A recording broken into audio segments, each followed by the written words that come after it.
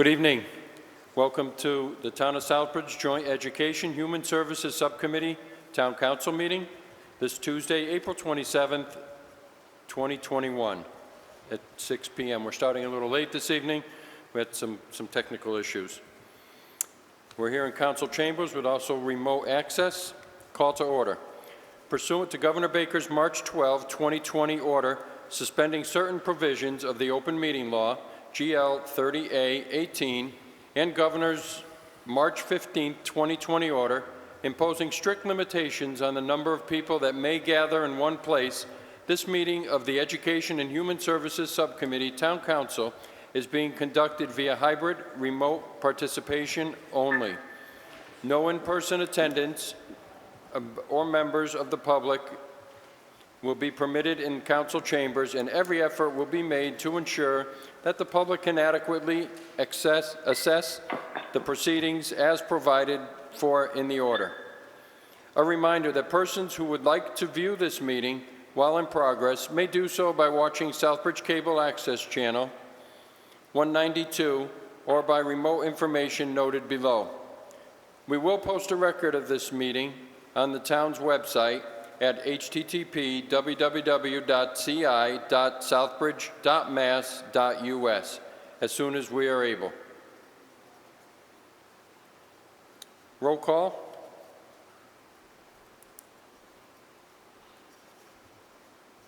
Councilor Daniel? Present. Councilor Ryan? Present.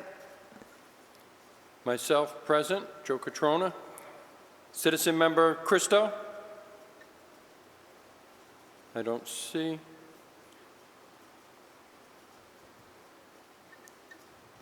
James Dyer. Here. Thank you. Okay. Agenda item number 1, review fiscal year 2022 Health Department budget and entertain a motion to vote to submit to council as presented. Turn it over to the town manager. Good evening, Mr. Chairman, members of the subcommittee, and those tuned in through the global GoTo meeting. Been a couple of meeting sessions since we last talked about budgets within the operating budget for the community. Before I turn it over to Mr. Pelletier for the Health Department, I would just remind the viewing audience as well as folks here that when we did present the FY 2022 budget, that we presented a level service budget, and we had asked all department heads to live within their means and not increase any of their spending with regard to utilities, that the only adjustments they should make in their budget is necessary union and non-union salary increases, including steps or contractual increases. And with that, I will hand it over to Mr. Pelletier. All right, if we can proceed. If I may, good evening. This budget reflects a level-funded budget with the only changes being the salary increases, the proposed or anticipated 2% salary increases and steps. So, opening line would be the salary of the director, reflecting a 2% increase. Second line item is the inspector for the department, shows a 2% increase and a step.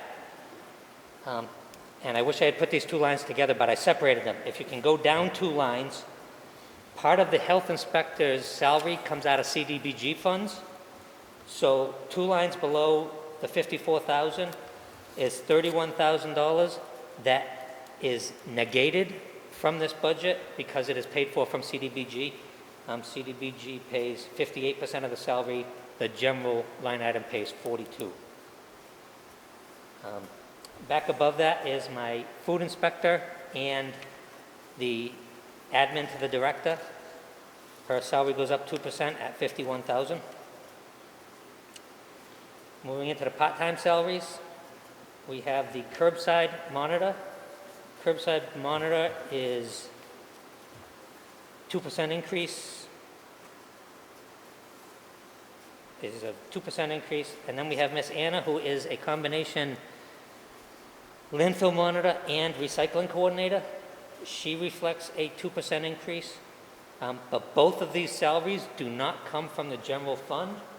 They come from a landfill reimbursement account that has to be used for recycling efforts or landfill-related stuff. So she gets reimbursed for any monies that she attributes to the landfill, and all of the recycling effort that she does is refunded through this landfill reimbursement special account.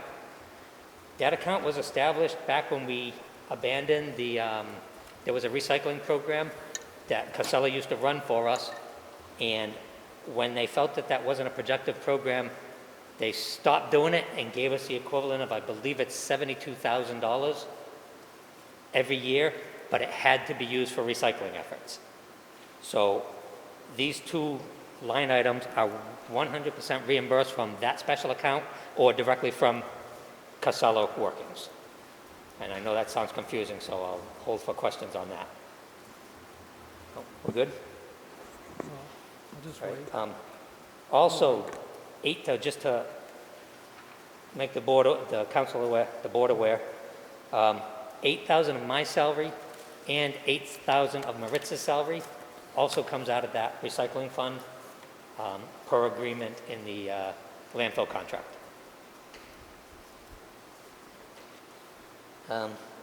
Down from there, we have longevity payments.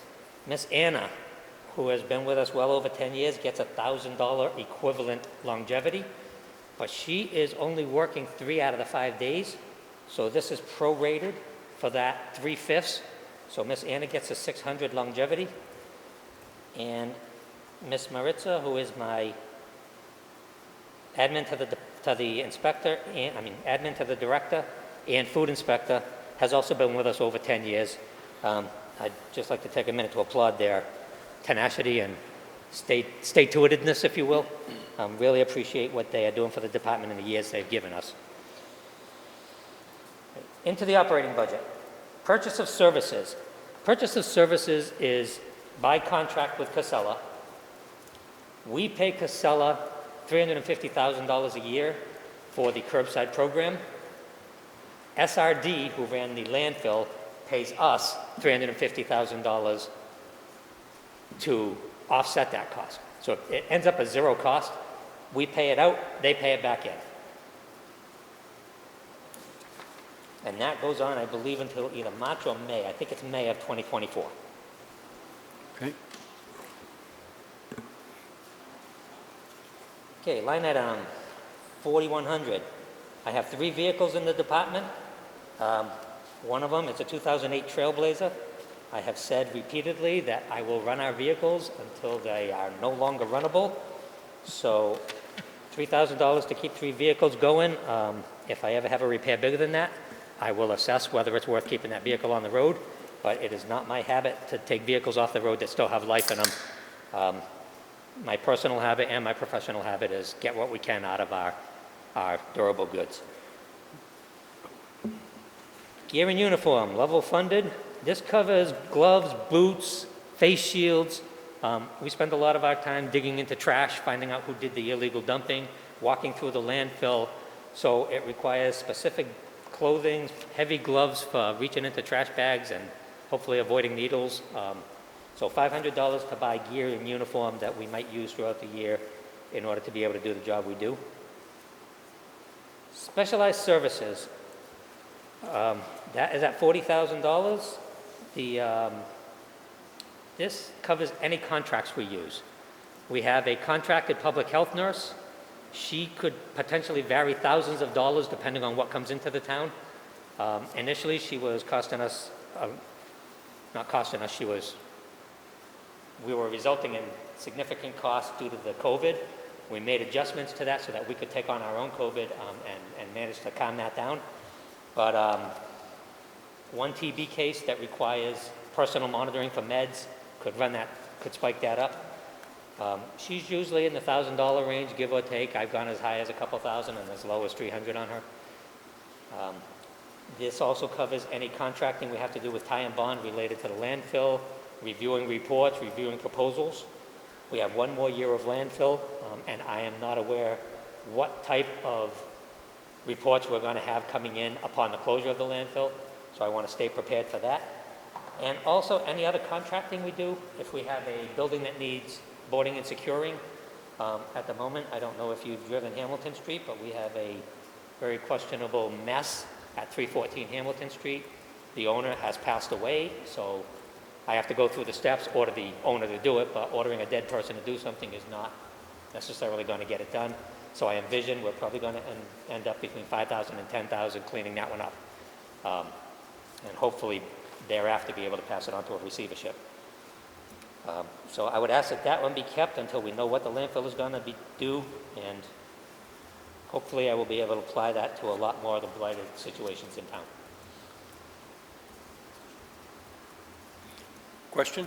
Councilor Ryan? On this specific one, originally, in the current budget, it's $43,000, and it's actually reduced. Was there a cost savings? Was that because of taking the COVID handlings in-house instead of outside of the office? Because the current adjusted budget says you have $43,000 in specialized services. You're proposing $40,000, so it's a $3,000 reduction. So I wanted to know why are we not spending that much? Is it not? I requested the 43,000. That was I believe I requested the 43,000 at level funded, and through discussions with the town manager, we put it down to 40. I have not used that 40,000 in its totality, so I anticipate that we can work within the 40,000. Again, I do not know what the closing of the landfill is going to bring me. I've never lived through one. I don't believe the town of Southbridge has, so we'll live through this together. But I feel comfortable at the 40. The reason I jumped to 43 at one point was we had some monies in what's called specialized services. You'll see it, not specialized services, miscellaneous materials and supplies. You'll see it zeroed out below. We had moved that up because what miscellaneous materials and supplies was intended for was boarding buildings, basically contracting somebody to do something. So in conversations with Ms. Harnois and the town manager, we said, this should all be together. And I believe we co-joined it last year and then brought it back down to the previous levels. Thank you. Any other questions? Councilor Marquetti? I have some questions going back to the salaries, but I can wait until he's done if you'd prefer. That's fine. Sure. Why don't we continue first, and we'll questions. Testing and evaluation, this is for third-party monitoring. There was a lot of concern, actually I don't even know if it was concern, I'll call it caution, between SRD, the town, some people who feared nefariousness. So the town had placed in the ability to do third-party monitoring on a lot of the labs that Casella was using to make sure that that the labs were legit and everything. We have, over the 8 years I've been here, this used to be, I believe, $12,000. We have got a comfort level with the labs. I know Miss Anna reviews every single lab report that comes in. So I didn't feel that every test had to be duplicated. So we have cut that down. We were doing them every quarter. We're now doing them semi-annually. So this is really just a third-party monitoring. And I anticipate that this could possibly go on beyond beyond the closing, because there will still be groundwater and surface water testing beyond that. Casella will be responsible for that testing, but if we want to double check their work, we'll probably want to keep this in place. Advertising and promotions. Ms. Anna presented a recycling program this year on a grant. The grant will cover a lot of this, but we want to do a tire take-back program and an electronics take-back program this year under that grant. That grant is going to be used mostly to pay for the disposal of whatever we collect, but there is going to be some advertising involved in that. We're going to have a Beautiful Southbridge Day. There'll be advertising involved in that. Every now and then we upgrade our regulations. We just upgraded we are about to upgrade the solid waste regulations, and soon after that we're going to upgrade the body arts. So this is to pay for the advertising on all of those things, and we anticipate a exciting year on that this year. Printing forms, $500 every year. This is for our inspections for the restaurants, inspections for the housing. We'll hopefully be developing a two-part form for pools so that I can leave one on site. So this is just to keep our forms in stock. Usually we're pretty close on that one. Office supplies, we're flat leveling that. Toner within the office, other supplies within the office. You'll see miscellaneous materials and supplies still exist, but it was zeroed out as I previously expressed. That was it was a special account set up to board and secure buildings at the suggestion of Ms. Harnois and conversations with the town manager and Ms. Harnois. We zeroed that out and moved it into the contracted services, specialized services. Mileage in-state travel. We have 3 vehicles, so the mileage and in-state travel has been minimized. However, we still do an easy pass. Sometimes we might apply this to a parking at an event. This is just in-state travel for vehicles. If I do one straight from my house, this could potentially cover the mileage because I don't take vehicles home with me. So if I find it more beneficial to the town of Southbridge for me to go straight from my house, there may be a small mileage incurrence there. Conferences and meetings and dues and subscriptions are kind of combined, but that is to keep up my CEUs and to get Miss Emily trained in what she has to be trained in and to then maintain her CEUs beyond that. This has been level funded, raised. It floats up and down. It's at $2,500 this year because Miss Emily is new, and she will be, this year, I am hoping to get her into a swimming pool certification and a lead determination course. And then probably next year, I'll be looking to her to get Title V and soils evaluator. And somewhere in between the 2 years, I'll be getting her food certified so that she can assist Miss Maritza on the larger inspections. Dues, subscriptions, and periodicals are our memberships to MHAB, MHOA, MEHA. That is usually offset by the savings we get by being members of those organizations. We usually get a significant percentage off of their events.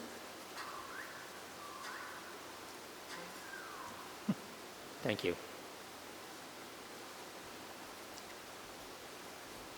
Thank you. Questions? Councilor Marquetti. Thank you, Mr. Chairman, through you. Looking over the salaries here, you mentioned this, you get $8,000 from Casella in your salary. The office manager gets $8,000 from Casella. The part-time, and I don't know what his title is because it's not listed here, but the part-timer, he gets his entire salary from Casella. And the landfill monitor gets about $51,000, all from Casella money. And when you total it up, it's around $91,000, $92,000 from Casella, correct? When you total all that up. I haven't done the math, but 51, 75, 85, 90, 91, yeah, just Yep. over. But the landfill was closed in 2018, correct? Correct. And Casella tried to end the contract, terminate the contract, and the town had to take them to court under the direction of the council chair, Jovan. And what we got out of the settlement was curbside garbage collection, curbside bonding, industrial park road bond, maintenance of the FAM, the water line bond, closure, post-closure costs. But I didn't see anything in the settlement for these salary requests. I did ask for local receipts, which I received. The only thing in there was the $350,000 for curbside garbage pickup. There was a small amount for recycling, it's about $6,000. I asked for the landfill royalty fund activity report. I didn't see anything in there for any of these costs. So my question is just how are these costs coming in? These costs, all right, so you mentioned a lot of things. The curbside program, it was carried on until 2024. Right, As it sat, no changes. So through the whole contract, we have been paying out to Casella, and you got to think of them as two companies. Right. Because Casella wasn't running the landfill, SRD was. So we are paying out to Casella as our contracted curbside people. The contract says, SRD, you shall pay back the town the cost of curbside. So we pay it out to Casella at 30-something thousand a month, and SRD pays it back to us. So it just, and I'm not sure what line items it goes into. Karen could better speak to that. But it essentially goes out of this budget line item into whatever line item Karen says to put it into. But that one is a $0 on the town. It's a break even. The curbside monitor and the landfill monitor. Let's break that. The curbside monitor and the recycle coordinator. We've got to think of Anna as two people. So the curbside monitor, Hector, and the landfill monitor, Anna. Anna works for the landfill X number of hours out of her 22 hours a week. Every dollar that she, or every hour she attributes to the landfill specifically, is paid back from the landfill. That's part of the contract. Anna and Hector both also work on recycling. Hector by making sure that the trash is correct at the curb, Anna by promoting recycling programs. So every hour that Anna or Hector work at the curbside on recycling efforts are paid from an existing budget line item. Now that budget line item was created when the previous recycle program was abandoned, and we came to an agreement with Casella, I believe it was in one of the updated letters. We came to an agreement with Casella that in lieu of the recycle bank, which was the name of the program, Casella will pay the town $72,000. So $72,000 comes into the town. 16 of it goes straight into my salary and my admin salary, which brings the number down to $56,000. That $56,000 goes into the landfill reimbursement special fund, and that is a standing fund of over $400,000 right now that has to be used for recycling efforts. So every year, $59,000 is put into this. Every year, I believe it's $51,000 or 70, I believe it's just over $70,000 comes out. So we're trickling this one down. We're using it slightly faster than we're getting it, but there is enough in there that we anticipate we can carry the programs 6 years after the contract is over. Okay, all right. However, the contract is over, right? They terminated it. The contract will be over. The contract still exists. The contract for curbside, the part of the contract that relates to curbside ends in May 2024. Right. But there's parts of that contract that go for 30 more years. Right. The SRD has to oversee that closure of the landfill until it's done, and then post-landfill monitoring. So parts of it are going to go on for 30 years, and parts of it will be done in 3. Yeah, as I said, I've read the landfill settlement, and it was the only thing that we got. I named them: industrial park road bond, curbside pickup, and the bond, the water line bond, closure, post-closure costs. But I didn't see anything in there for this special landfill reimbursement fund. I did not see that in the settlement, and so far I haven't seen that anywhere listed. Okay. But what you're explaining to me tonight is that built up over time, and so now you're taking money out of that fund that you built up. We're taking money out of that fund. That fund was built up from the recycle bank replacement program, and there was another thing written into about recycling and recycling equality across multiple municipalities. And we substituted in a penalties thing, so that helped build that account. There were several factors that helped build the account up with the agreement that it had to be used for landfill reimbursement. I can probably find that account, I think, was created out of the one of the extension agreements. I don't think it was in the original contract. So I can probably find the wording in one of the extension agreements that said, recycling bank is gone, you now must do this for us. All right. So if you need that, I can get it. I would appreciate it only because I just don't see it anywhere. I've Yeah, asked. let me see if I can locate that. All right. I have Anna in my office, and she can locate anything landfill. No, okay. Thank you. I appreciate that. She's not in again till Friday, so That's it's fine. maybe early next week. Yep. The other question I had was on testing and third-party testing, monitoring and testing. That is also in the contract to be paid by Casella, correct? It is not. This is above and beyond the contract. There are certain things that we have Ty and Bond do for us that is covered by the contract. Third-party monitoring, Casella was not in agreement with that because they're doing their job according to them.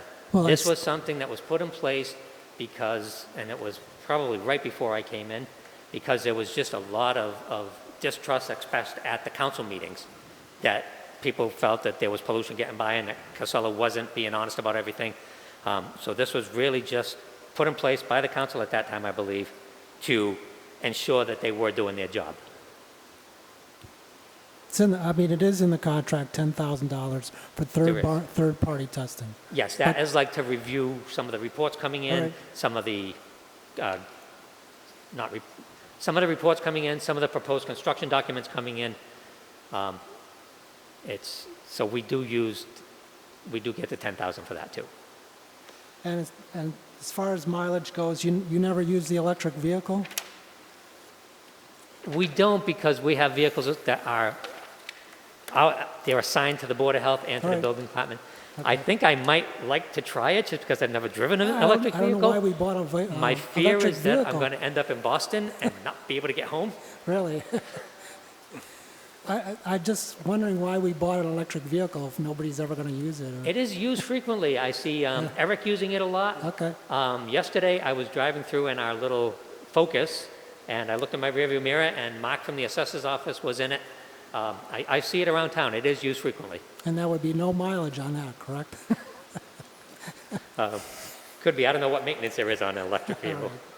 That's all I have, thank you. You're all set, Councilor Marquetti? Yep, thank you. Karen, did you want to respond before Councilor Jovan? I don't think so. I just wanted to be available to answer anything that, but Andy did a good job in explaining. Councilor Marquetti, are you good with the explanations on that? Yes, I am. Okay, Very I'm all good. set. Thank you. In all honesty, she tutored me through the whole thing about an hour before this. Councilor Jovan? Thank you, Mr. Chair. Through you to the previous speaker, just as a couple points of clarification. One, made a statement that it was under the direction of Chairman Jovan for the lawsuit. That is incorrect. That lawsuit was commenced well before my tenure as chairman. I came at the end of it to the settlement portion of it. So there was no lawsuit at the direction of this. Check, we can't understand you. So I just want, as a point of clarification, one, the previous speaker alleged that the suit was as a direction of him and Jovan. That is incorrect. That lawsuit was ongoing before I was elected to the town council. My role and Councilor Daniel's role was in the disposition of that suit. So I just want to make it clear for the record that under no direction of him and Jovan was a suit brought forward to Casella. Secondly, as part of the settlement, yes, he did articulate some of the factors that went into that settlement agreement. However, one of the provisos was that anything that was in both extension agreements would continue on. So reading on whatever those extension agreements were may find those parts that he is looking for. I just want that as part of the record. Thank you. Thank you. Any other councilors? Councilor Ryan? Thank you, Mr. Chair. Through you, I make a motion that we send up with a favorable recommendation the Health Department budget and the total for fiscal year 22 in the amount of $658,321, representing a 0.1% increase. Second. Second by Councilor Daniels. We'll take a vote. Councilor Ryan? Yes. Councilor Daniel? Yes. Citizen Member Dyer? Yes. And myself, Councilor Catrona, yes. Thank you. Thank you, and I just want to make an apology if I used any names. I purposely tried not to, other than my own team. I wasn't sure what council had set it up, but I think it was fine. You know, you did great as Thank usual, you. Randy. thank you so much. Okay, next on our agenda is a review the fiscal year 2022 Southbridge Public Schools budget and entertain a motion to submit to council as presented.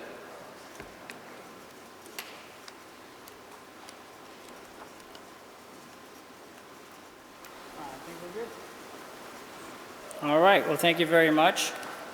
I appreciate the technical assistance.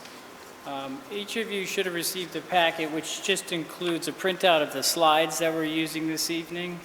It also includes an addendum that has data that's relevant to our objectives for this school year. And I also have a hard copy of the budget document, which you received earlier. I thank everyone for the opportunity to speak with you this evening about the fiscal year 22 school budget. Joining me this evening is Mr. Seth Racine, who handles our business and operations for the Southbridge Public Schools. This is the fourth budget cycle that I've presented here in Southbridge. So for me, that represents 3 full years working here with the Southbridge community, entering into our fourth. This year, again, I'm proposing a budget that balances the needs of our students with the needs of the town of Southbridge. The budget presented tonight reflects a strategic use of COVID-19 funds and other grants to mitigate the impact of increased spending in the town of Southbridge. Tonight you will learn about our objectives and our funding priorities. You will also learn about our important changes to state school funding policy that will dramatically impact both the Southbridge Public Schools and the town of Southbridge. The quickly increasing requirements in school funding represent an opportunity for our efforts to continue to improve school system, but it also represents a fiscal management challenge for the town of Southbridge. The Southbridge Public Schools is presenting tonight a $35.5 million all funds operating budget for the fiscal year 22. That means we're including our grant funding as well as the local funds. The local appropriation is $29 million and change. We're looking at $6,466,000 in federal and state grants. We have 4 objectives or priorities this year: maintaining a safe, healthy school district as we continue to manage COVID-19 pandemic, continue to focus on improving climate and culture, literacy and numeracy, K-12, to increase support staff to ensure our students receive the support that they need, particularly as some students are returning to school for an absence of over a year of physically being in our school buildings. And we are responding to the decreases in enrollment that have occurred across the district, that we will share information about that with you and its impact on funding. I think it's really important to begin this discussion pointing out that our request is a 1% increase, approximately $293,000, which is essentially covered by the appropriation from the Ways and Means Committee in the fiscal 22 budget, which is increasing the allocation to the town of Southbridge by over $400,000. So our request this year of a 1% increase is asking the council to consider passing through the increases in state funding from the Student Opportunity Act to the school district, and essentially leaving $111,000 of funding, state education aid funding, on the table. We're suggesting that that funding then should be turned and used to address the massive amount of capital repair work that's needed in our buildings. As we talk about the budget this year, I think we obviously can't forget to talk about the impact that the pandemic has had on our school district. I'm proud of the fact that the Southbridge Public Schools have been open for the entire school year, serving children. That is an unusual situation across the nation and in the Commonwealth. We opened school September 14th and invited all kids, K-12, to attend school in person. We made sure and prioritized children in kindergarten, actually preschool, through grades 5 to attend school 5 days a week in person. And I'm proud of the work that our staff has done, our teachers, our EAs, our principals, our secretaries, our custodians, maintenance, our food service employees have worked very hard to be sure that school was a safe environment for children. The fact that we were able to keep our elementary age kids in school in person, I believe allowed our parents to be able to continue to provide for their families and know that their children were receiving an education during a once-in-a-100-year crisis that we've all survived.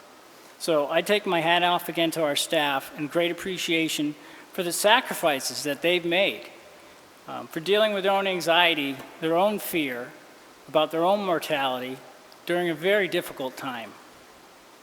Our students have definitely suffered.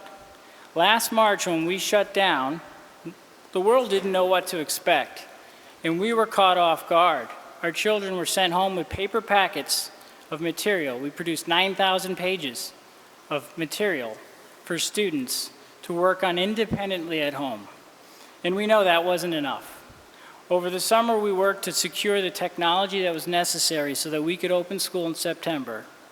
And I have an awful lot of thanks to Mr. John Parent, our technology coordinator, who worked his tail off over the summer to secure technology that was very difficult to find.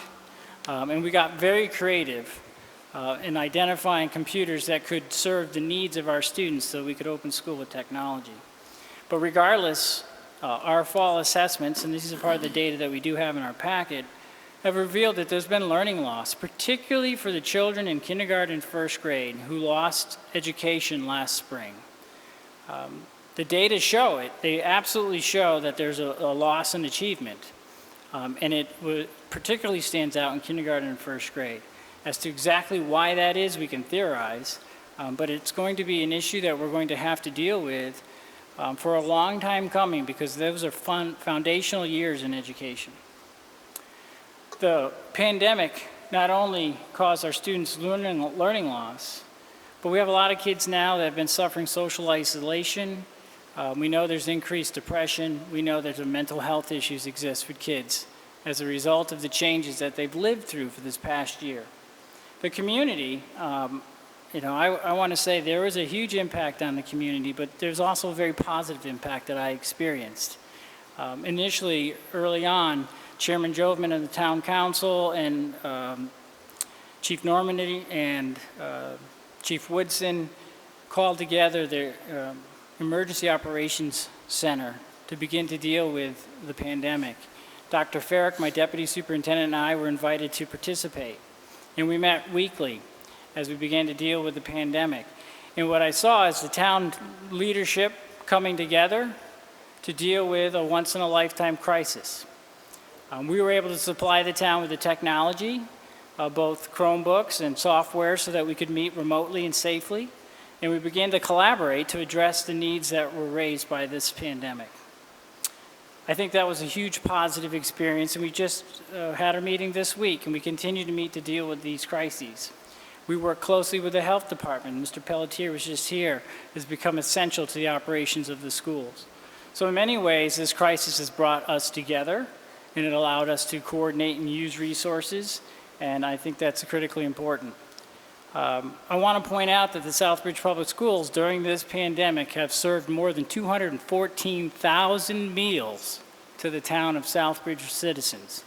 That's beyond school lunch. It's 214,000 meals were produced in our kitchen at the high school and distributed across town during this pandemic. My hat's off to our food service folks, because they've worked incredibly hard. When the year began, I sat down with my leadership team and I said, we're in a once-in-a-lifetime crisis, this pandemic, we have no idea what's going to happen. They were afraid too. We all are. But I said, that doesn't mean we're off the hook on improving the public schools. My job has been made very clear to me by the commissioner that I'm here for one purpose and one purpose only, which is the improvement of the Southbridge Public Schools, to ensure that we meet the needs of the Southbridge children. So despite the change in the environment in which we work, we have to sit down and continue to meet the demands of our priorities. Obviously, our focus first and foremost was opening schools safely. But we also work to improve our climate and culture and continue to invest in our PBIS, our positive behaviors, interventions, and strategies work with the University of Connecticut. We continue to work on peer mediation and conflict resolution with our partners from the School Empowerment Network. We continue to focus on our early literacy work. I'm particularly proud of the staff at ERS, Charlton Street and West Street schools, because they found a way to remotely assess students who were learning from home so that we had the learning data necessary to help build intervention for children while they were learning remotely at home. And we took those data and created remote intervention classrooms. So I could go into a classroom, see 12 students seated personally in school, 12 kids at home, all learning at the same time, and then be sent to remote technical rooms for their tutoring, for their what I need block time. And so although they're all sitting together, they might be taught by a teacher down the hall. It was rather innovative, very impressive that they figured out a way to do this and to deliver this service, trying to meet our objective of improving literacy instruction for children in elementary school, knowing that's the foundation, it's critically important. We were in a pandemic, but we rolled out our new mathematics curriculum as planned because our students need to improve their mathematics performance and our teachers needed the tool to instruct. So that occurred. We moved that forward. We continued our work on secondary language arts and mathematics instruction improvement, continue to do walkthroughs, continue to virtually observe teachers teaching. In many ways, I'm just incredibly impressed with the work of these professionals, despite the change in environment that they were working. We continue to improve our systems and structures. Last year, we implemented Munis. It's hard to believe it's just a little over a year that we went live on payroll with Munis, which is our fiscal management system that was brought to the town. Mr. Racine worked very closely with Ms. Hanois to make sure that that implementation went smoothly. We are now working on implementing the human resource module for the public school side to address longstanding issues with onboarding candidates. We hire lots of individuals. We have over 400 staff members. And so we're moving forward in that implementation. We are hiring earlier and seeing stronger candidates, more than I've seen since I've been in town. As of today, we have 4 vacancies. It's the lowest number since I've been here as a receiver in town. We have 258 applications for jobs for next year currently on file. It's 258 people who have expressed interest in our posted anticipated vacancies. We've hired 7 people for next year. We have definitely accelerated. We will have shortages in areas like special education. We'll have difficulty finding dual language teachers. Mathematics is a struggle, but boy, have these systems improved. Our people are working very hard to do things differently and more efficiently. We've worked to create data integrations among Aspen, which is our student information database that we rolled out a few years ago, with things like Google Data Studio, which allows us to see the impact of teaching and learning on student learning. We're using systems like Clever so that when students log into a Chromebook, this year happened to be remotely, they had access to other software. So when you're in first grade, now kids have a badge, it's a QR code. They can hold it up to the camera on their Google Chromebook. It logs them in, gives them access to all the educational software that they need. Our tech department worked on that integration. So kids didn't have to remember 8 passwords. They could get in, and luckily from home, this worked flawlessly. Very critically important. We continue to use data to drive our student learning, to produce, as I mentioned earlier, tutoring and in-the-moment education for kids. Our PBIS systems, positive behavior interventions and supports, was recognized this year by the University of Connecticut, by the state of Massachusetts, for having pivoted to support the pandemic and for having implemented PBIS Tier 1 across all 6 of our school buildings with fidelity as measured by an outside agency. We have been recognized in scholarly articles about the implementation of PBIS nationally. Southbridge is making a difference. We have implemented a tiered support model for literacy and social emotional learning. That means we have now data points and systems that guide our teachers in making decisions about children in literacy and in social emotional situations, and we're developing that in mathematics. Our staff have done a lot while we could have sat back and said, it's a pandemic, we're going to take a pause on improvement. They didn't. They rose to the challenge. My screen here seems to be, there we go. District enrollment. As you can see, and Mr. Racine is going to speak to you about the impact of enrollment on funding, but our enrollment has been down, and I don't believe the pandemic is the result of that. Just this morning, as a matter of fact, I was reading about the census and seeing the exodus of folks from the north to the south and the west. This is something I experienced when I was working in Connecticut on policy issues, seeing people leaving Connecticut. I think it's a similar circumstance. But pointing out here that our enrollment has gradually declined, and I think we're down about 40 students from last year. Let's see if I can, don't know why, excuse me, this is blocking my view of the very slide I'm looking at, but we'll have to forego that. So enrollment is become an issue because it is gradually declining, and when we're looking at the budget formation this year, the reason that is of critical importance is it will impact finances because the count of students from October 1 will be utilized in the Chapter 70 support. So we share with you the fact that there is a decline.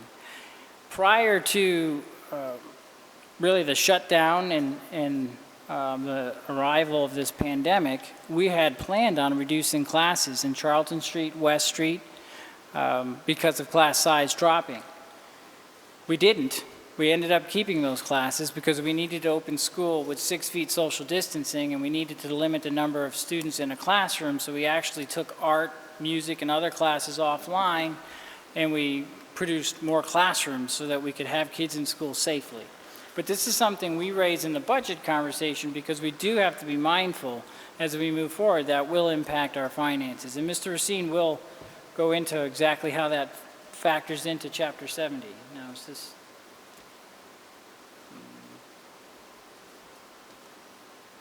There we go.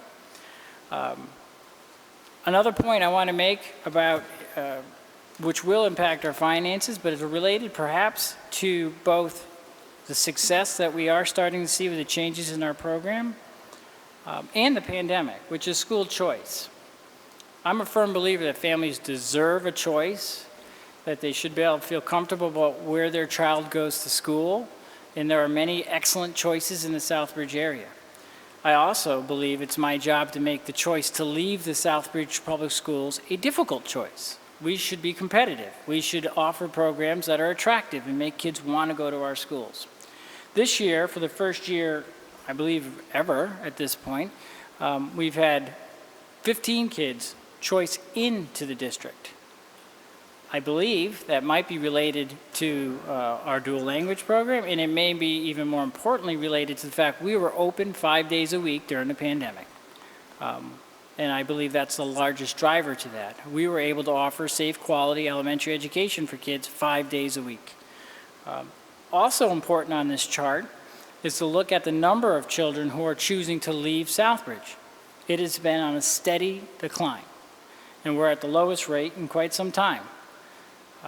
And I would hope and will continue to work to see that continue to shrink. Because again, as much as I believe in choice, I want it to be a difficult choice. I want our schools to be seen as high quality options for families. So at this point, I'm going to pause for a minute, and I'm going to ask Mr. Racine to talk to you about the impact of families choosing out, but the lower enrollment, the changes in Chapter 70 that are coming, because I think it's super important that the town council understand the Student Opportunity Act and its impact on Chapter 70 and its demands on local funding of public schools. Because if we do not navigate this well, it could end up, candidly, in a situation where just about all of your tax revenue have to go to your public schools. And I believe that if this is managed well, it would be a healthy situation for not only the public schools, but for police, fire, DPW, and the rest of the town offices. Because candidly, education is part of an ecosystem. So the school itself is an ecosystem, it's all interdependent systems, but the school exists in a community. So I cannot accomplish my goal of improving the Southbridge Public Schools without helping Southbridge manage this situation. It's a symbiotic situation. Much like during this pandemic, we collaborated to resolve a lot of issues in town, to work together to meet the town's needs. We need to continue to work together outside of the pandemic because the health of the schools is the health of the town. They can't be separated.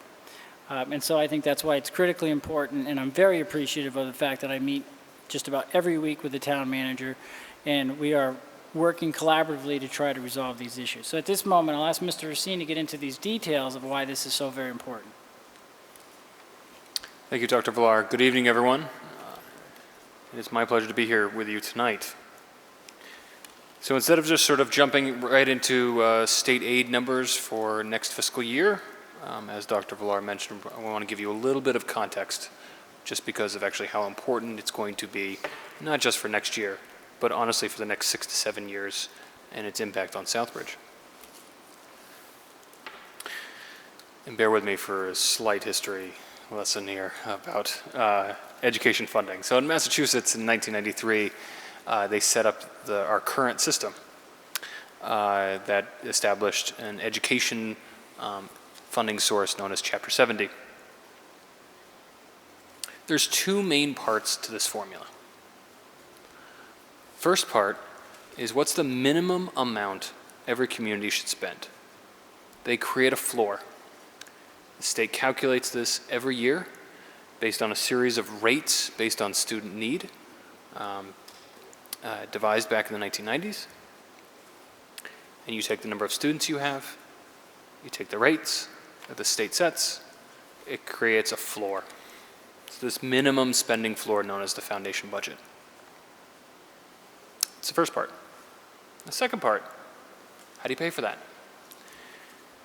Massachusetts believes it needs to be a combination of both state aid and local revenue. But they also recognize a local community's ability to pay. So even if your minimum amount you spend, which is driven by rates for students, so students in higher needs have higher rates, a separate calculation is based on the community's ability to pay, based on a combination of property taxes and income for the community. The wealthier the community, the more local contribution needs to make up that amount. Every community gets state aid in Chapter 70, but a wealthier community gets a lot less. A community that doesn't have a higher tax base, that doesn't have a higher income base for their population, they get a lot more of state aid known as Chapter 70.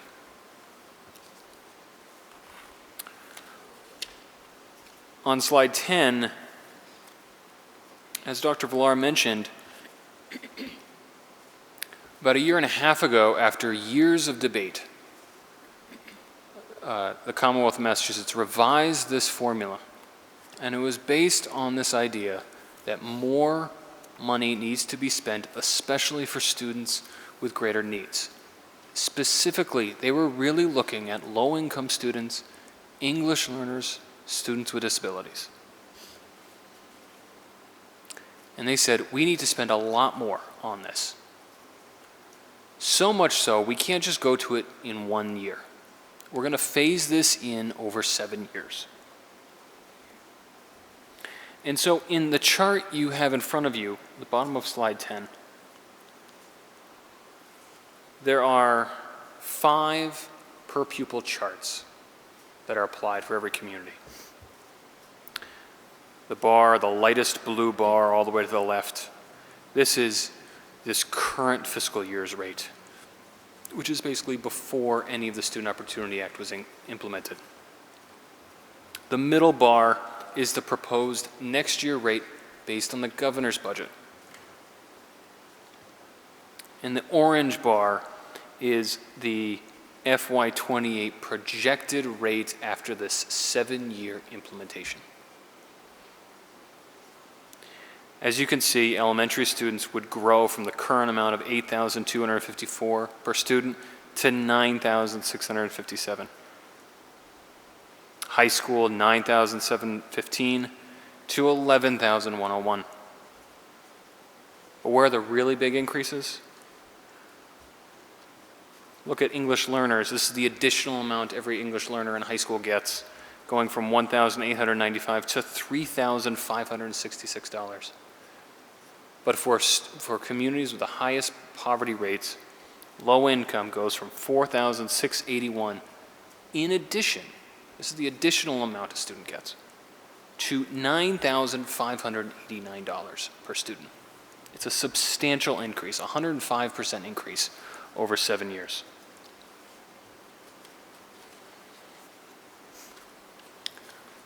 On slide 11, you'll see the same rates, but let's talk about the implementation of this. As I said, this law was passed about 1.5 years ago, and the intent was to phase this in over 7 years, and they wanted to start last year. And in fact, last January, it was set to be implemented for this current fiscal year, FY21. Then all of our worlds turned upside down. The pandemic happened. And so the state rightfully said, let's wait. We have a lot of other priorities to do. We need to see what happens. And so they delayed 1 year. In January, the governor proposed his budget and said, we need to get back to that schedule. We're going to implement year 1, and we're going to restart that 7-year clock. So for next year, it's basically 1 year late. But this is a current debate that's happening at Beacon Hill, because just a couple weeks ago, the House Ways and Means said, no, 1.5 years ago, we said it needed to be here in 7 years. So we want to implement that as on that original timeline. So we're still going to meet that 7-year timeline, and we're going to implement it over 6 years. So their proposal was saying, no, we need to spend even more and phase it in not over 7 years, but 6 years. Well, that benefits Southbridge, and we're going to show you in a second of how much that benefits. On slide 12, bear with me, this is a very basic calculation. The formula is a little more complicated, but just wanted to bear with you and show you an example of what this looks like. Again, the foundation budget is the minimum amount. You take the numbers of students, and this shows you, so this current year in FY21, there's 2,231 students. Just want to clarify, these are the number of total students in Southbridge that attend public schools, not specifically the students in the Southbridge public schools. So this includes students in charter schools. You multiply it by, we're showing an average per pupil rate. It's differentiated, as I said, by grade level, by need, but we're showing you, this is meant to sort of show you that this calculation, how this works, and showing roughly a 32% increase over 7 years. This will be even higher if they go to the 6-year timeline proposed by the House.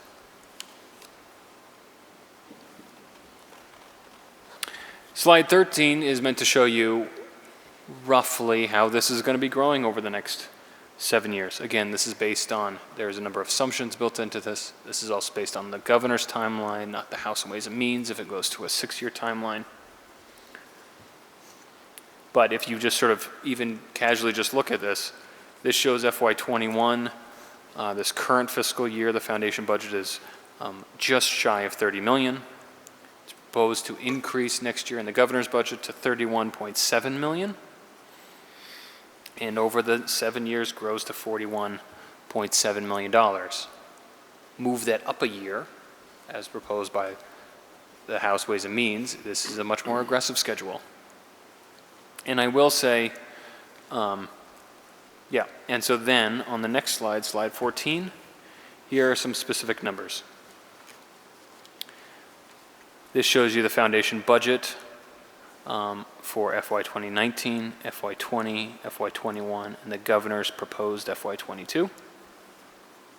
So the foundation budget, the minimum amount that should be spent, is $1.7 million. It shows you that over 2% increases in the local required contribution and Chapter 70 would be proposed to be increased in the governor's budget. So for the total net school spending, which is the legal threshold here, goes up by $740,000. There's a few things before we move on I want to note about this.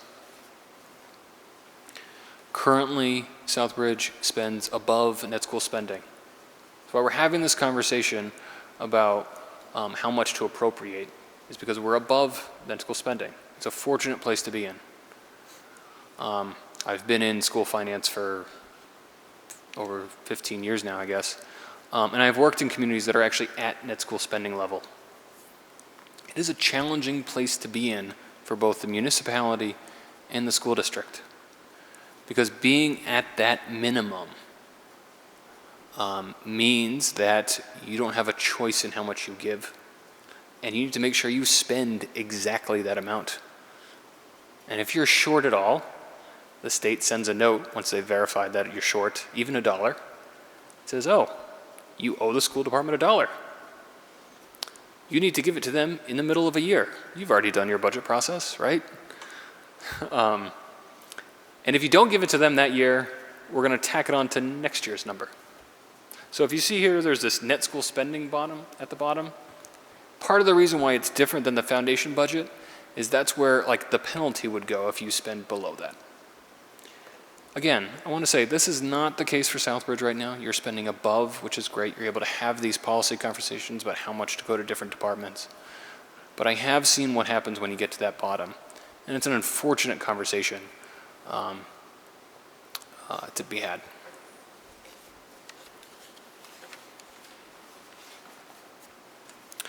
So on slide 15, we talk a little bit about budget process.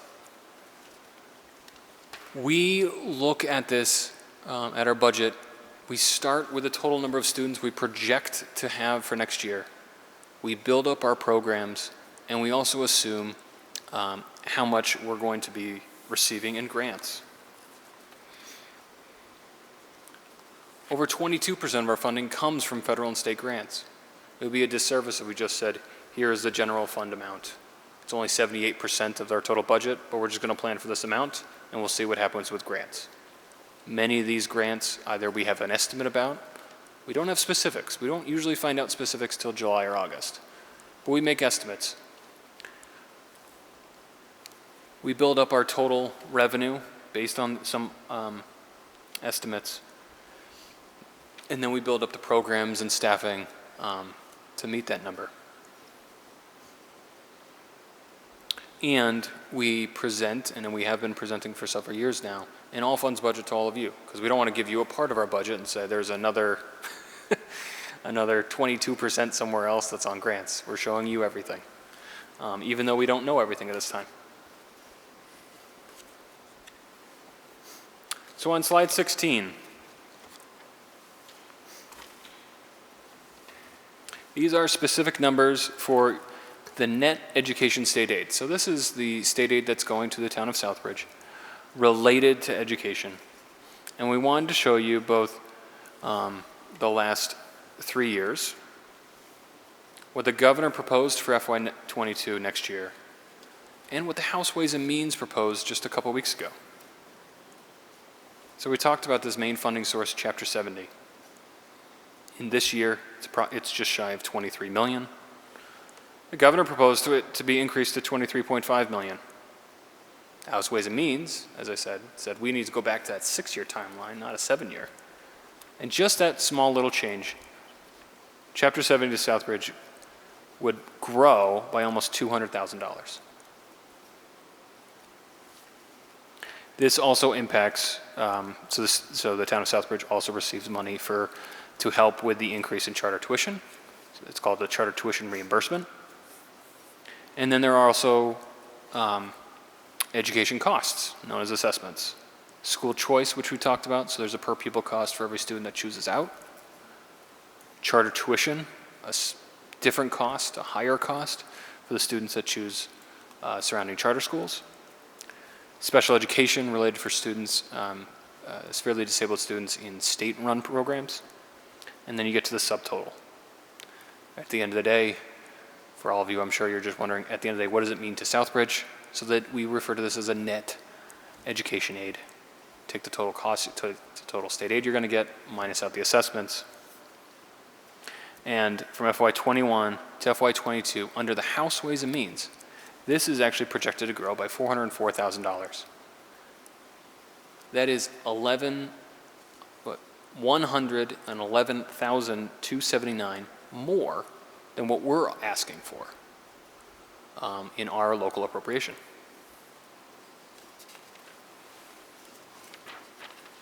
On slide 17, you will see our projected grant revenue.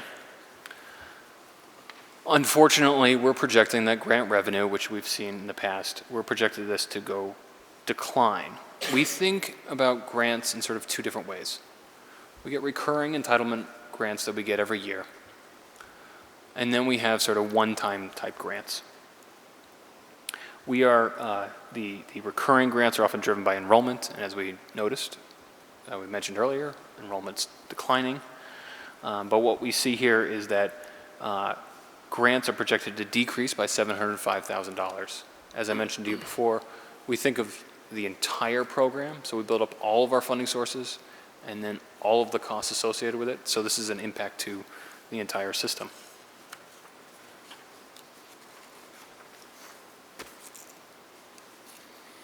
On slide 18, there are specifics here about how much we have received and are asking for with the local appropriation. So we're asking for a $293,000, 550 increase, a 1% increase. Our recurring grants are projected to decline by $270,000. Our non-recurring grants, these are mainly, almost actually now exclusively, grants associated with the receivership. We receive certain funding sources from the state because we are in receivership. Those are projected to decline by $435,000. But we are also very fortunate that we received stimulus funding related to the pandemic to get kids back in the classroom, to help with learning loss and all of the initiatives we talked about. And so we are planning to use $2.13 million next year of this stimulus funding. So despite the fact that our grant revenues are declining substantially, our overall revenue is projected to go up by $1.7 million.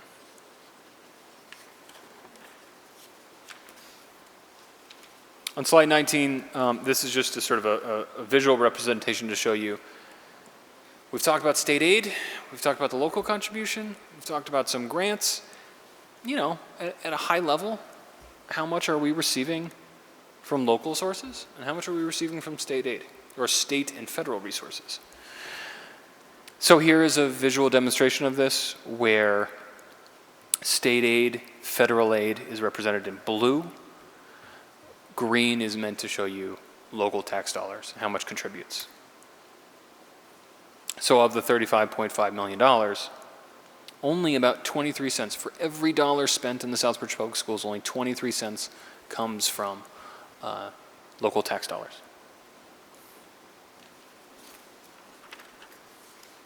So where do all these resources go? On slide 20, we have a high level of where our expenses go. This has been, there's only a few things that this really goes to. There are a few different categories and it's been the same for many, many years and it's consistent for many other districts. It goes to people, buses, buildings, and out-of-district tuitions for students with severe needs. So, I should also mention that this doesn't include health insurance costs related to the Southbridge Public Schools that are carried on the town's budget that I'm sure you're hearing about at another session. But just in our budget, 92% goes to these major costs. On the next slide, we show you specific numbers and how they have changed in these major categories from FY20 to 21 to 22. But we also wanted to show you, wait a second, why are salaries increasing by such a large amount? Well, with the pandemic, we had to staff up substantially this past year, and we added almost 56 FTEs in FY21. We are projected to carry over those new positions to next year, depending on what ends up happening. And so those are carried in the budget, and that is the huge driver in salaries. It is not related to salary increases or collective bargaining agreements or something like that. This is all position related, and we really wanted to show that to you, and that's why there's this column here.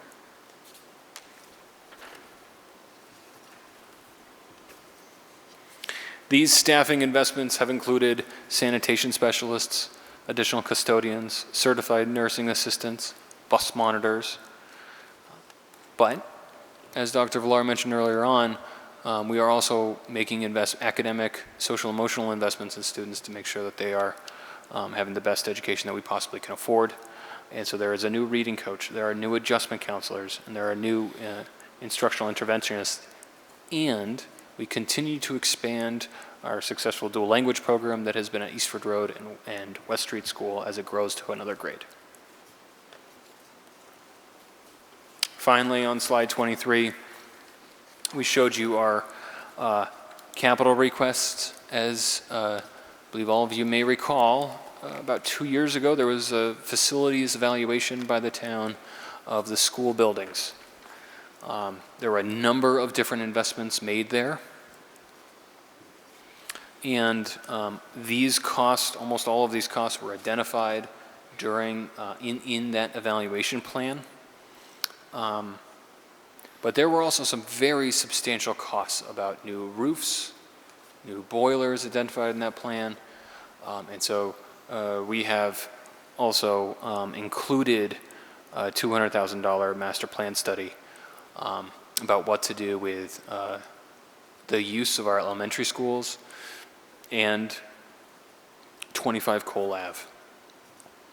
Because you could also stand, the town of Southbridge could really benefit substantially through the Massachusetts School Building Authority, where they could provide additional state aid for capital buildings.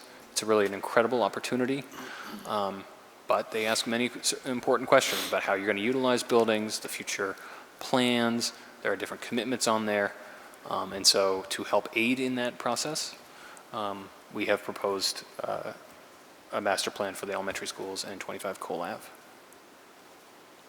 And to help pay for that, use the additional amount of net education aid in the House Ways and Means Committee budget that we are not asking for our operating budget, the $111,000, but use that towards this master plan.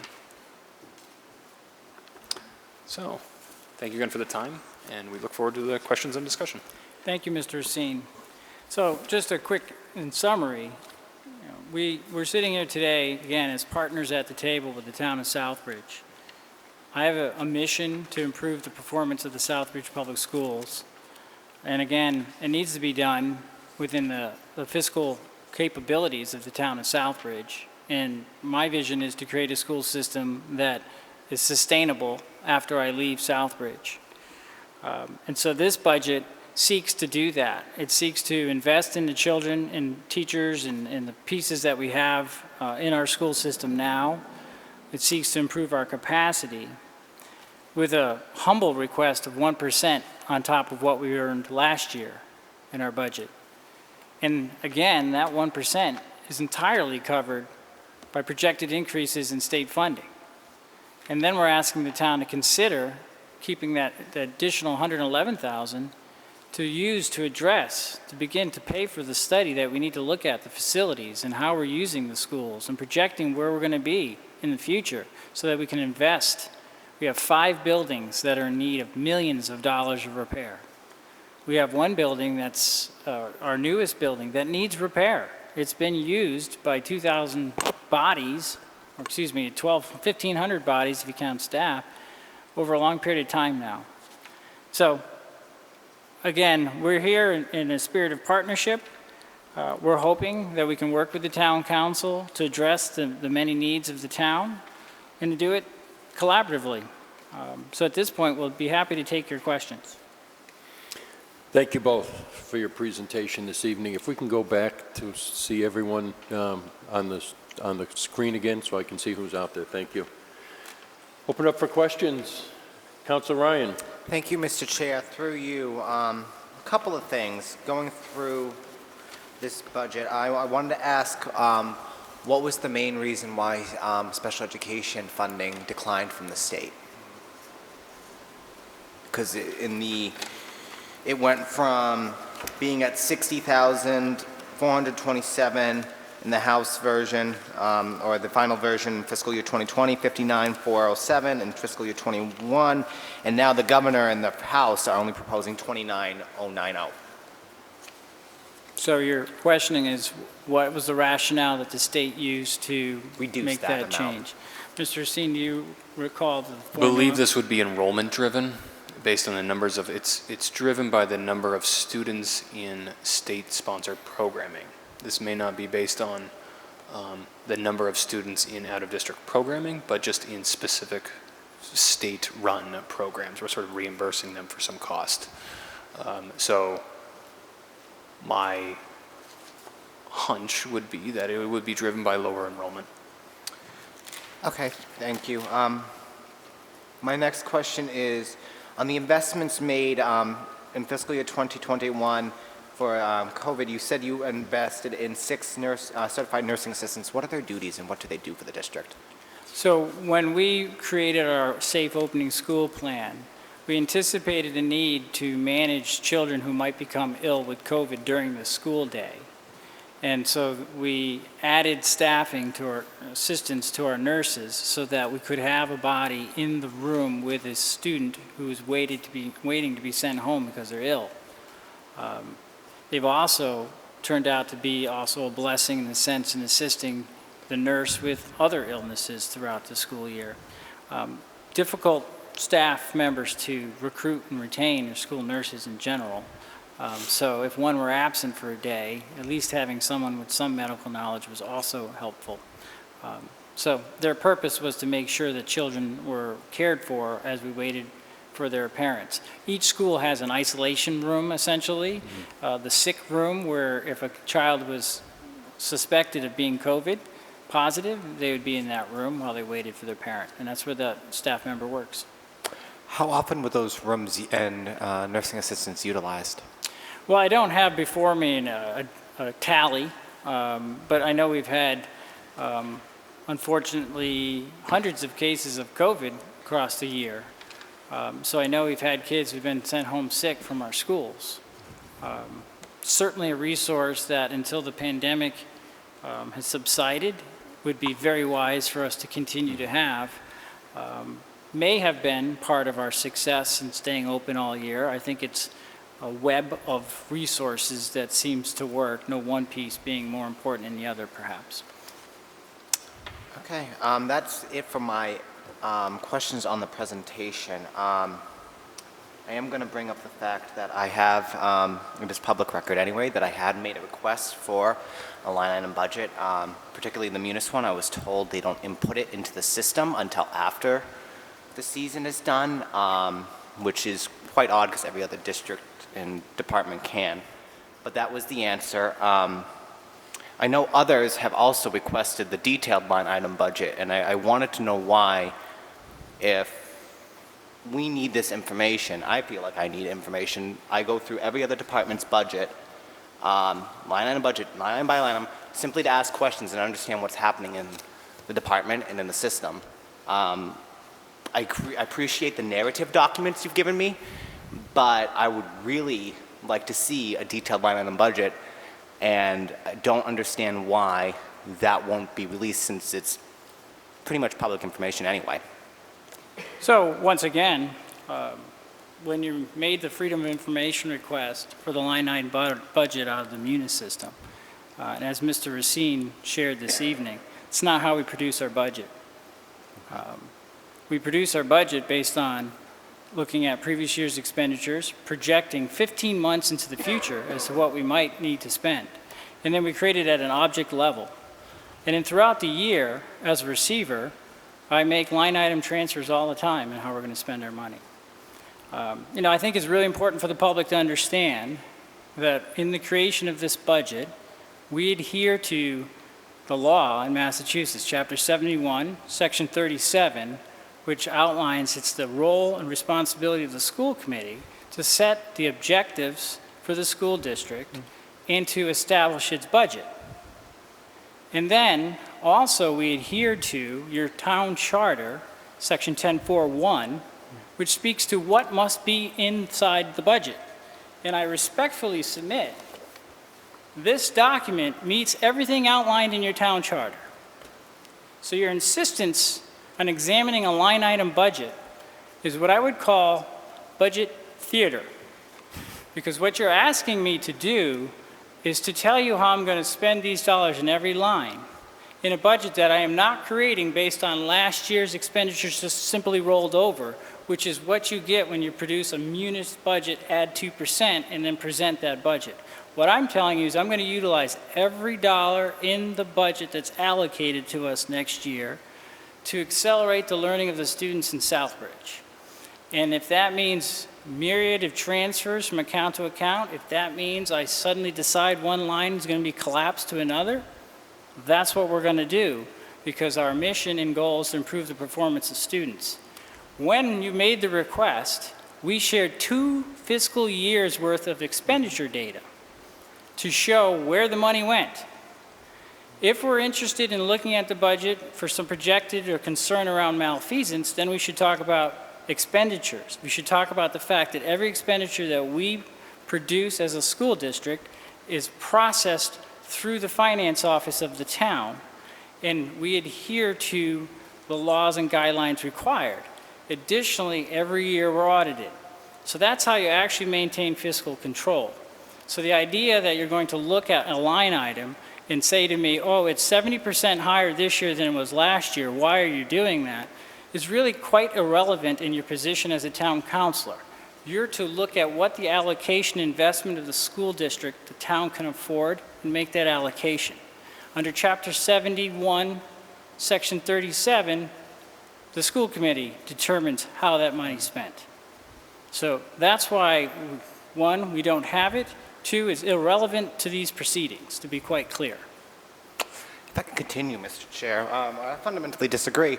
I think that as public data anyway, it should be released to anybody who makes the request. It was. I made this request. I am talking. I have the floor, Mr. Receiver. Thank you. I have made this request 4 years in a row now, both as a school committee member and now as a counselor. The fact of the matter is, I don't understand why, if you know this is going to come up, you know you're going to be asked about it, why you are so reluctant to release that information unless you are hiding something. That is my fundamental issue here. And it just doesn't, I don't understand how every other department, including the regional school district, which has no reason to hide anything, they don't, gave everything to us, can give us a line item budget, but you, when asking for money from this council, which we do appropriate some of it, cannot even fulfill the requests when it comes to matters of transparency. I watched your budget presentation, which you went on and said a bunch of times about transparency. What I've come to learn is if you have to keep using the word, you're not being transparent. So I'm going to let you know now, I will be making a motion to table your budget until we get the detailed line item budget from your office. I do not feel comfortable sending a blank check to you guys until you provide the same level of documentation that every other department, including the regional school district, can provide to us. It's a simple matter of transparency, Dr. Villar. That's it. Once again, Counselor, you misunderstand the entire purpose of these hearings. It is not for an examination of each expenditure. When requested, however, we quickly revealed where all the expenditures go. We released the 2 years of financial reports. We shared them with every member of the elected school committee and town council in Southbridge so that they all had access to that information. There's nothing to hide there. Those are the expenditures. What we are quibbling about is I'm not willing to give you a fictitious projection into how each of these lines will be broken down into minutia when I know the demands of receivership are going to require me to make changes in those line items. We produce that information into Munis and make those changes all year long. And we'll share at a drop of a hat, which we did all last year when requested. We produced the financial documents for people to review. So where the money goes is very clear. What I'm telling you here is 70% go to these FTEs that are listed in this document. 70% of the money expended goes to all these positions and all these position changes that are listed here. Another 10% go to the contract for transportation. Then there's special education where students are placed out of the district. Those are fixed numbers here that we can pull and share with you because we know what they're going to be within very good reason. That's why they're listed here. This is an effort to be very honest and clear about where the money's going and how it's expended. The back end of the expenditures is where you need to be concerned. Where did money go? That's where we share it. That's where we spend it. Again, for the public's purpose, this is absolutely the way it's supposed to go. I have more than 20 years of municipal budget experience. I've worked with multiple school boards and town councils, and we've talked about object level, strategic expenditures. Where's the money going? What are the outcomes you're seeking to get? Are you making progress in those outcomes? Is our investment paying off? Where the crayons are, where the markers are, is irrelevant in this conversation. Any other counselor? Thank you, Mr. Chair, through you. I have a couple of general questions first. Is there any projected increase in the amount of Chapter 70 funds to cover that 32% increase in the foundation budget going to 2028? Go ahead, Mr. Racine. Yes. You should be seeing both an increase in Chapter 70, pretty substantial one, but as well as there'll be an increase in the local contribution. As I mentioned before, where this gets challenging is when that local contribution starts to really increase and you're at that minimum amount. But both will be going up. There's this, as I mentioned to you before, like they want to achieve this minimum floor and they recognize that it will require both more Chapter 70 aid and a local contribution. We don't know at this time what that split would be. Will the fact that we're a lower income district have a more positive effect on that? Absolutely. All right. All right. Have you gotten any results from the census yet to help you make some kind of discerning thoughts about this? Really good question. So the census data drives our federal grants. So like Title I, Title IIA, Title IVA. Our Chapter 78 is driven by the enrollment in public schools every October 1. So whatever our enrollment is for October, that the governor and the state then use that to then figure out the following year's state aid and local contribution requirements. Hypothetically, if enrollment suddenly declined by 50 students in November, they still count October 1. This is actually why, it's a great question, because this is also why there is now also a greater push by the House Ways and Means. They included $40 million in their request during their budget process to help districts with lower enrollment from October 1 because the state as a whole, and many districts saw declines this past year, especially in pre-kindergarten and kindergarten grades, most likely impacted by the pandemic. So because state law and state aid is driven by October 1 enrollment, they were like, we need to figure out some way we can help these districts. So they set aside some money. Is that helpful? That's helpful. Okay. Do you have any projections about overall enrollment continuing to decline over the next few years?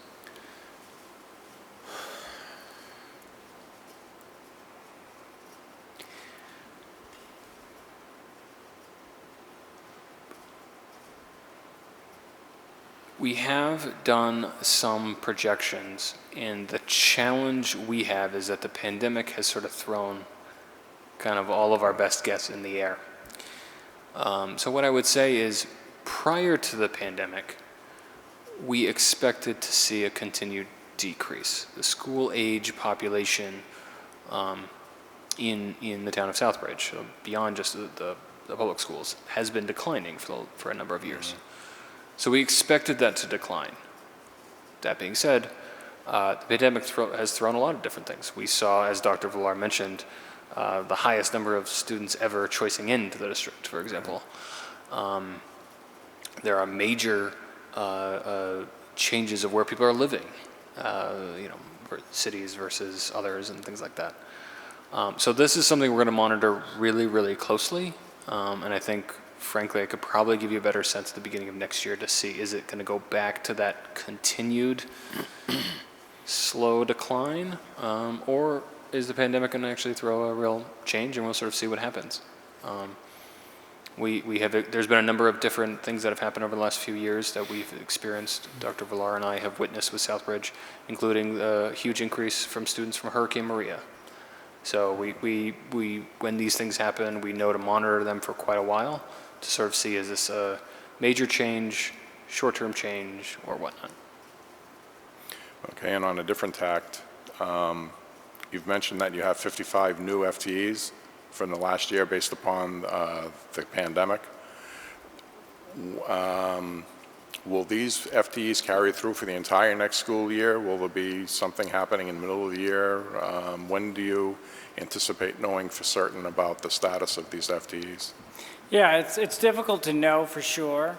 Like, for example, we have 20 bus monitors, we have the 6 nurses aides, we have a cleaning specialist, and the department's releasing guidance ever slowly and updating guidance on what schools should do in addressing the needs of the pandemic. So those changes eventually could lead to us saying, hey, you know what, we don't need to have the nurses aides anymore, or we don't need to clean surfaces anymore.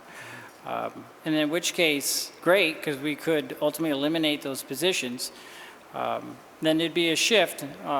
Potentially there's an unemployment obligation that we're going to face. That's just part of doing business, unfortunately. But then there's resources in these COVID grants that are covering a large portion of these expenses. We can then shift that to meeting student needs in another way. We're exploring and expanding summer school. We're looking at the development of tutoring programs. We're in conversations with Harrington Hospital about psychiatric services in the school district. Like, there could be a lot of ways to funnel those dollars into meeting students' needs, not only created by the pandemic, but we have high poverty students that come with lots of needs. So if there's an opportunity to pivot away from some of those positions and utilize those funds differently, I certainly will take it. At the beginning of this year and then throughout this year, we've relied on them to keep us all safe. So it's just a matter of when we know we can shift strategy, then I certainly will be looking to do that. Do you have any idea about how long these COVID funds will continue? Mr. Racine, do you know the end date? It's multiple years. There's actually multiple COVID grants here. So the ESSER 1 and 2, we should have for at least 2 more years. And we haven't received any word yet on the Biden stimulus money. But that should give us another 3 or 4 years of stimulus money. But there are requirements that we're still waiting to hear about those grants, specifically towards minimum amounts required towards intervention, helping with learning loss, things like that. But we have multiple years to spend many of these funding sources. Very fortunate.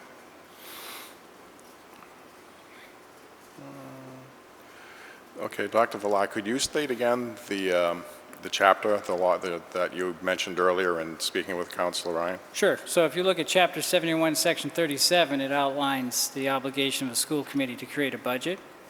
And then I reference the town charter 1041, which speaks to the what the town offices are required to produce in their budget. It actually carves out the school committee from that obligation. So it's interesting reading if you're interested in law, but it's consistent with my understanding of municipal finance, which is town councils can't control the nature and structure of the inside of a school budget, just the bottom line number, and that's what your charter speaks to.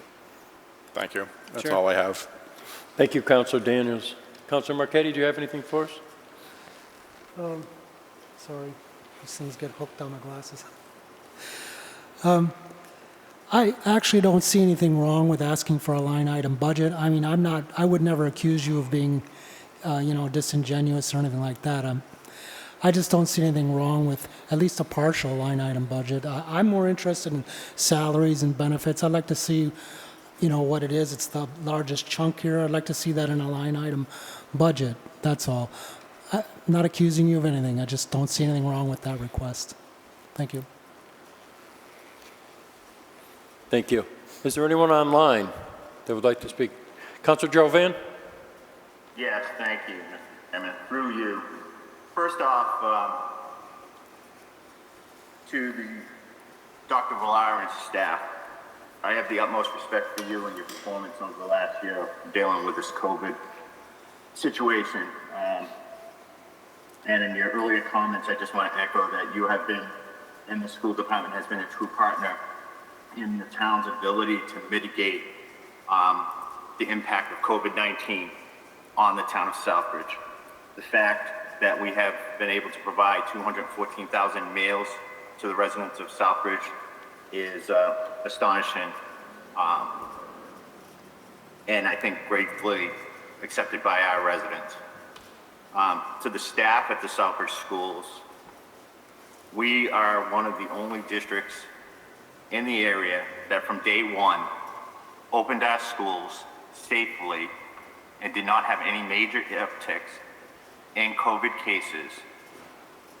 I do believe that this COVID-19 situation is going to show that our school district had the resiliency to continue on and hopefully be reflected in some of the scores that we may see. We may see some scores from other districts suffer because they did not have the wherewithal to succeed. So I thank you for that, Dr. Villar. To one of my colleagues on the town council, this is no way in which we treat a professional in our district. It's okay to ask for documents and expect documents and have an honest, forthright discussion. As chairman of the council, I apologize to you, Dr. Villar, for the line of question and the way it was handled, because you should not be screamed at by any member of the public body. Having served 10 plus years, 12 years on the school committee, 7 of which I was chairman of the school committee, we developed many budgets as a school committee to be presented to the town council. The presentation by the school district tonight is no different than those presentations that I was party to for 12 plus years. It's all well and good for our responsibility to oversee the budget and make sure that we manage the budgets of the town, but Dr. Villar is absolutely correct. We've had this conversation when I was on the school committee side. The town council has bottom line authority for the appropriation of that budget. My previous councilor comment stated that concerns about the line item budget and reporting. I'm looking at the email that Dr. Villar sent out to us for the FY20 budget report by organization and object code, FY21 year-to-date by org and object code. If you look at the budget, the DPAC regional budget right in front of me, their proposed budget does list those specific line items as it is listed in the Munis report provided by Dr. Villar for expenditures to date. I do not believe that this school district is hiding anything. I meet with Dr. Villar on a monthly basis, and yes, when he says he is transparent, go to his office. I challenge anyone in the council to go to his office and spend as much time as he is willing to give you to discuss all the objects that he wants to place forward in the school district, as well as any data that you wish to ask and discuss. He spends a lot of time with you, and he would do it for any counselor. Our job is to improve the district. I looked last night, there was a post by a Holyoke school committee member based on a conversation that Desi had about how communities such as Southbridge, Holyoke, Lawrence can't do it on their own and need state intervention. I believe we can do it on our own, but we have to be forthright on how we do our budgeting. And I think we are. We have, Dr. Blatt has provided some great thoughts about how we can go forward with using some state money to do a master plan. We have a school facilities report that many counselors have spoken about and stated that they wish for us to address. In this budget presentation, he's addressing that. I do believe that we need to, the last time as a school committee and town council, that we had an ad hoc committee to sit down and talk about how our schools were set up, how many students were there, what our demographics look like. That was almost 15 years ago. It is time now to revisit that and to take a look at the number of schools that we have, how can they be reconfigured, the new high school, middle school, we call it the new middle school, high school, but it was open 9 years ago now. So in 9 years, our thought process of what we were going to do with a coal trade building may have changed because of the demographics of the town and the decline in school enrollment. So I want to work with Dr. Villar and that group to, one, develop a strategy on how we can reuse these buildings or look at closing buildings if we're looking as a council to cut future spending. Maybe it is closing a building if that is so the case, but you have to do a study to do that. We also have to work with Dr. Villar in this budget process and with the mission that he has to develop a plan to come out of receivership. We're now 5-6 years into receivership. I commend Dr. Villar for staying the course. He gave us his word that he would be here and see this through, and I thank Dr. Villar for sticking to his word. So I urge my colleagues to support this budget and work within the state frameworks and work with Dr. Villar in improving the school district and getting our way out of receivership. Thank you. Thank you, Councilor. Is there anyone else that would like to speak on behalf of the budget? I can't see everyone. If so, please speak up.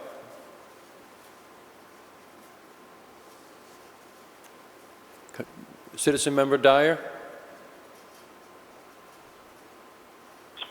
Thank you, Mr. Chairman. Nothing to add at this time. Thank you. Thank you. I'll just have a couple words this evening. Myself, I also requested, as you know, Dr. Villard, the line item budget.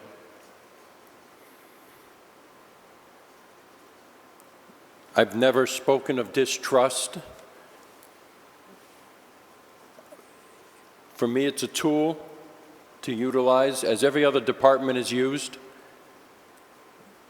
And I'll state clearly that no one, not the chairman of this council, and no one will make apologies for anything that I'm saying this evening. Every other department provides us with the line item budget. As was stated earlier, another school district also gives us a line item budget. It's utilized as a tool for this council to be able to make suggestions, to be able to approve a budget. It's my second year on council. I requested it last year.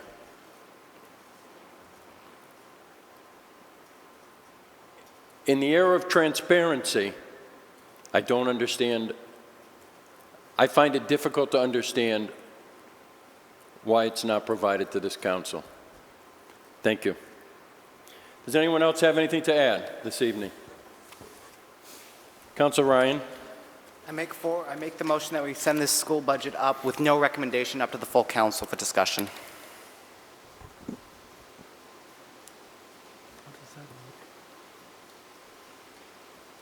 I would second that.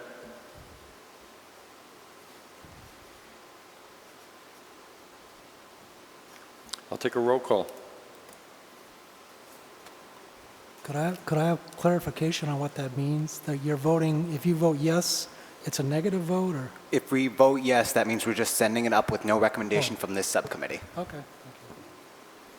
Counselor Daniel? No. Citizen Member Dyer? No. Counselor Ryan? Yes. And Counselor Catrona is also a yes. 2-2 to send this to council. Not sure what Motion fails. Motion fails. correct, Motion fails. correct.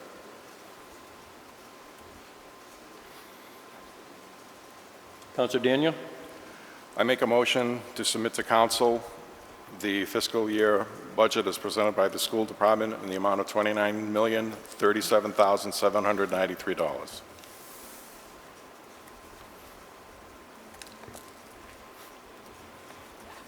Is there a second? Second. Counselor Dyer seconds that.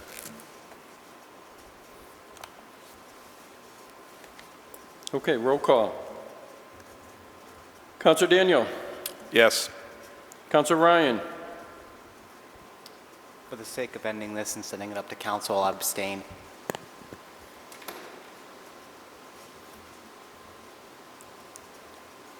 Counselor, Citizen Member Dyer? Yes. I'm voting no. Thank you. Motion to adjourn? Is there a second to adjourn? Second. Counselor Ryan? Yes. Counselor Daniel? Yes. Citizen Member Dyer? Yes. And Counselor Catrona is a yes. This meeting is adjourned. Thank you.